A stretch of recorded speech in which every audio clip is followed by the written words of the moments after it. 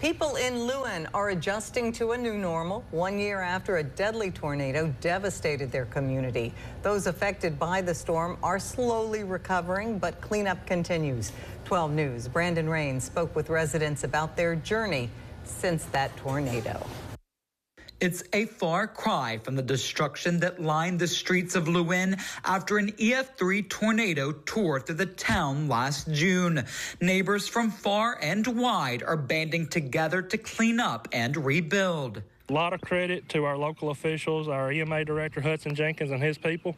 If they didn't push so hard, and the Board of Supervisors and our local Senator, Mr. Louin, if they didn't push so hard, I don't think these people would have got the aid they needed. Many of those who lost their homes in the tornado are now settling into their new houses. Getting back on our feet, it's been like a slow process, but with the help of God, everything have come to an end. We all get ready to move back into our homes, so maybe by the weekend, we hope that we'll be moving back in. But there's still more work to be done. Some damaged cars, homes, and snapped trees still remain. Unfortunately, in between these residential areas, there's a lot of woods, and these woods are still tore up, still a lot of weeds. Weeds just not really growing in them, but I mean, it's going to look bad for years.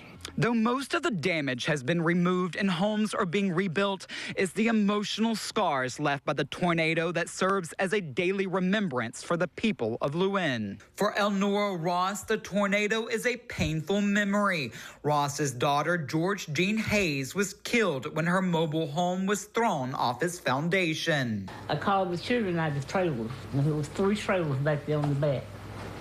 And they come on out, all but one daughter. Born passed away.